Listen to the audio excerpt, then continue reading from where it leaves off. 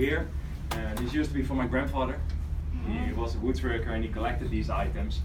So these are all unique tools. And later on he also had a contractors company from which was this the official logo. And when he was old, had to move to a care center, didn't have any room left for his collection, so he donated his whole collection to the foundation of Kinderdijk. So right here I found a nice place. This is my last name.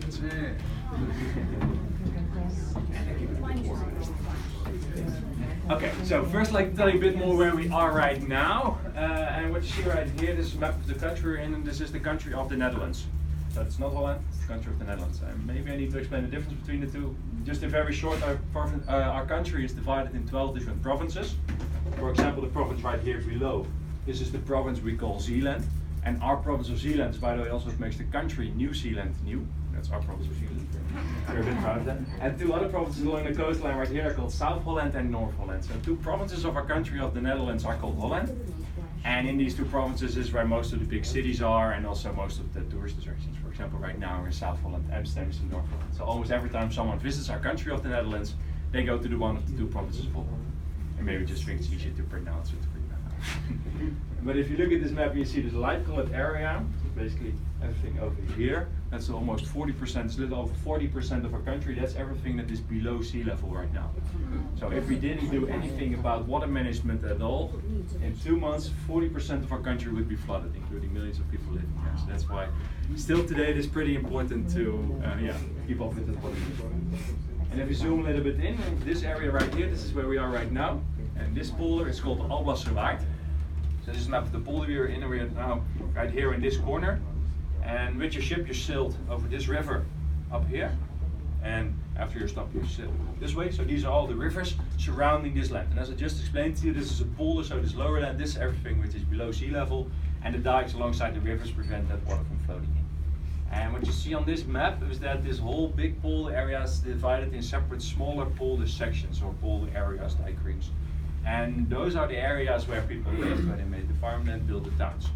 And all those sections had their own windmill that pumped water from that specific area into a canal. And what do you see outside right here? This is the end of those canals. So they end right here and they go alongside all the separate polder sections basically to collect the water and bring it right here. And it comes right here to Kinderdijk by a natural flow, because Kinderdijk, where we are right now, is the lowest place of this polder. So you can basically see this as one big bathtub, but Kinderdijk, where we are right now, is the drain. So all the water comes right here by natural flow, and right here we have so many windmills together to pump all this water, all the water from this whole area, an extra step, pump it up an extra step so that it is above river tide and that we can let it out or you can lock right here. And we also do it over here because we're close to the North Sea, so that means you got a big tide difference. Right here you have a difference of about 10 feet between low tide and high tide. Okay, enough about that. If you see this drawing over here, this is how most of the windmills we got right here are designed. And how they work, it's actually pretty simple. Just use gear wheels, like a clock for example. So this right here, we got the 4 sails, that's the 2 big sail beams. This is what we call the upper axle, and right here we got the 2 gear wheels with the upper wheel and the upper sprocket. And you just have the teeth of one wheel and the staves of the other one. And this wheel is moving and just pushes the other one forward just by friction. I wouldn't wood by friction, one wheel starts up the other one. But maybe you can imagine if you do this for a couple of years every day, that the wood gets a bit damaged by the friction. Right here you can already see it. This is only from tour guides explaining. But what I want to say is that after about 6 to 8 years it is like this. Oh. See, it just worn out like this. And when it is like this, you have to replace it, but because you cannot get enough force to push the wheel forward anymore. But maybe you know what they say about us, about the Dutch. They're a little bit economical, like that. Frugal, maybe, better name. Maybe you heard about that. We don't really like to throw things away, so that's for sure. So what they have to do after that 6 years, you just turn it around. Here's the other side. And then again 2 more times right here and right here. So these staves start off like this, and after 4 times 6 years, it's like this. And when it is like this, you really cannot use inside that gear wheel anymore. You will never get enough force to push the wheel forward. But still, it's quite a nice piece of wood. Don't you think? Would be a waste to throw it away. So what did they do? Well, for example, as handles for gears. So, yeah, it's probably true what they say about this. The same goes, by the way, for the wooden shoes. Wooden shoes mostly made out of willow wood. It's a very soft wood, so it means it's easy to carve. And we had just a lot of willows around here, and I thought, why not start making shoes out of it. And they wear them around here because, as you can imagine, with all this water, it can be really wet and muddy all around the windmill. So in these shoes, easy to step in and out, and you always have dry feet and warm feet in these shoes. And they say they're comfortable. You know, that's the generation gap, let's call it. My father still wears them when he works in his garden or the village, you see. But yeah, also right now with all the roads are hardened with bricks and so on. And then when you wear these wooden shoes, they last only a month or something. And in the grass, they can last over a year or something. That's why not many people wear it today.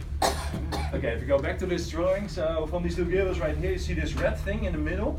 And this is this red pole, that's what you call the king's pole or the king's tail. And that's usually made out of one big tree, usually an oak tree, and standing in the middle of the windmill, transferring the rotation from up all the way down. And they made it very big so that it can also last very long, because that part is very difficult to replace. If you have to replace it, you have to lift it out or destroy the whole windmill. So they made it very big so that it can last very long. And the windmill we're going to visit later on in our tour, that windmill is built in 1738. And still today, the original king's pole is inside. So it's almost 300 years inside that windmill right now. You can still see how massive that shaft is in the middle. And right here below we got the same system as above, with the lower spark and the water wheel. And this is the scoop wheel. And the scoop wheel is the part that scoops up the water and brings it to a higher level. Right here I've got a drawing of it. It's the only metal wheel inside the windmill. It's because partly inside the water. We put a wooden wheel there, of course, it won't last very long. The water just comes in and the wheel scoops it up step by step. The difference one windmill can make by using a scoop wheel like this is about 5 feet, 1.5 meters. And at the ideal wind speeds and water heights, it can reach up to 10,000 gallons of water per minute. It's quite a lot of water, it's quite a big wheel, but if you compare that to the pump stations we have right now, they can reach up to 400,000 gallons of water per minute. So that's 40 windmills combined. That's why, at least I'm pretty happy that we have pump stations right now, otherwise we will not be so safe. And if you look at the windmills, all windmills have a certain part that looks slightly different. And from the windmills we got over here is from this area up, and that's the part that we call the cap. And the cap is basically loose on top of the rest, and that's simply because the cap can rotate. And that's because the sails always have to face the wind, otherwise it simply cannot move. So when the wind's coming from this direction, the miller is by the man who lives inside and operates the windmill. We call him the miller. He doesn't mill anything, but yeah, he lives in the windmill, so we call him the miller. He has to manually rotate the cap so that the sails are facing the wind, and only then the windmill can start moving. Otherwise, that's just the design. And that whole cap, so that whole area, rolls on 47 of these pretty heavy cast iron rolls. 47 of these rolls placed 10 meters up in the ground, off the ground right here, with a framework like the one above right here, and also on the drawing. You can see it there. So that's what 47 of these rolls in. So basically, this whole cap is loose on top of the rest of the building and it rolls around. And in the cap, that's also where the brake system is. When the wind's getting too fast, or they pumped enough water, or the miller right now just wants to sleep, for example. Right here is a horizontal pole, and there's a rope going down, and when the miller pulls that rope, something slips over the upper wheel, and again, wood by friction, the whole system stops, and then nothing can move. So all the windmills that are not working, the brake is on, so nothing can move. So you also don't have to rotate it in the wind all the time. And how the miller rotates the cap, that's by a device cut right here on the back. When we're at the windmill, I'll show you how he does it. That's easier than to explain it. Okay, right now we have 19 windmills together right here, and that's pretty special because yeah, we're World Heritage for 20 years already. But 200 years ago, it wasn't so special at all. And it was simply because half of our country was below sea level, so filled with polders like this, and all these polder sections had their own windmills to pump up the water. So only in Holland we had over 10,000 windmills to pump out the water. But then the invention of the pump system came. And with the pumps you have much more capacity and didn't rely on the wind anymore, and these windmills are very expensive to maintain, so they destroyed most of the wind. And that's because right now in our province alone right here we have only 228 windmills left, which are 19 right here in Kinderdijk. So yeah, most of them are destroyed. And these windmills are so expensive to maintain because we use 18 different types of wood inside one windmill. This is an example of them. This is a piece of ironwood. It's a very hard wood, and we don't grow ironwood over here. It's a tropical wood we have to import, and that goes for all the 18 different types of wood. Right here, I've got all of them, if you're interested. And we have to import most of them from all over the world. And that's one reason why they are so expensive. So today, to maintain these windmills in original and working condition, it costs us 20,000 euros for one windmill every year. And we have 19 of them, so that's why I'm so happy that you're here today. Because we are a foundation, and all the profits of the foundation of Kinderdijk go to that maintenance of the windmills, because we want to preserve this area and want to keep it alive. So everyone you see wearing this t-shirt, all the tour guides, the people you saw in that building, maybe you saw them over there, they're all volunteers. We have over 200 volunteers right now, mostly local people that just want to spend their free time right here to preserve this area. Same goes for all the souvenirs. All the profits go to the maintenance of the windmills. And at some souvenirs you'll find these white crosses. You see them right here on my sleeve. You can also see them on the back of my cap over here. And these stand for the 19 windmills we have over here. But originally they built 20 in this area. They built 20, but for one, what happened with the 20th windmill is that the King's Pool, as I told you about, it snapped. Oh. That was such a big mess that they decided to not repair it, but destroy it and improve another one. So that's why right now we only have 19. But right now we actually want to rebuild that 20th windmill, so this area is what it originally was planned. And yeah, so if you look at this cap, there's something special because in the back right here you can see there is one more sign of a windmill next to the 19 that are already there, and this is the 20th windmill. So with the profits of this cap, we want to rebuild that 20th windmill. But to rebuild the windmill all the way up from the ground, it costs us €2 million and 1 year to build. So that's quite a lot of cash. We're doing good, and after 5 years from now we hope to have the 20th windmill. Okay, last thing I want to tell you around here is about the language they spoke with the windmills. Because when they used these windmills to pump out the water, they didn't have any cell phones or anything else to communicate, so they used the position of the sails to tell things to each other. And there was always one miller responsible to measure the water heights, and he decided when to start with to stop pumping. And when his windmill was in this position, this is the short rest position. Short time, no wind, no rain, no need to pump, but be ready, we might need to start pumping in following hours or days. And it is positioned like this because usually the wind is not strong enough for the open sails, for the open framework, the wooden open framework of the sails to catch enough wind. So the miller can choose to put this cotton canvas over its sails just to catch more wind. That way you got a bigger range of wind speeds which you can use, and can regulate the speed with this canvas. So normally the sails are often is the open framework, but usually they will need that canvas. So they place a short rest position, the windmill like this, so the miller can start by covering this sails before manually rotating.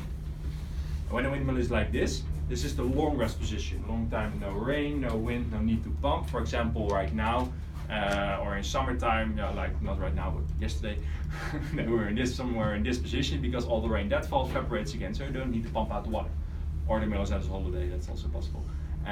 Long rest position. And they place it like this instead of like this for a long period of time, because big danger for these windmills were thunderstorms. So they built a tall building in open ground when they got struck by lightning because of wood, all the wood and a thatched roof, and there used to be caught fire, and that would destroy the windmill. So they thought when place it like this instead of like this for a long period, you have less chance to get hit by lightning because you're lower. Now we know you got 2 chances to get hit. Leave it this way. Long rest position. All the windmills we got right here turn counterclockwise. Why that exactly is, we don't know. They're just all designed to turn counterclockwise. I do know that the millers around here really want to keep it that way because we once had a souvenir at the souvenir shop with the windmill turning clockwise. They had to remove it from the store because you cannot sell it. That's counterclockwise.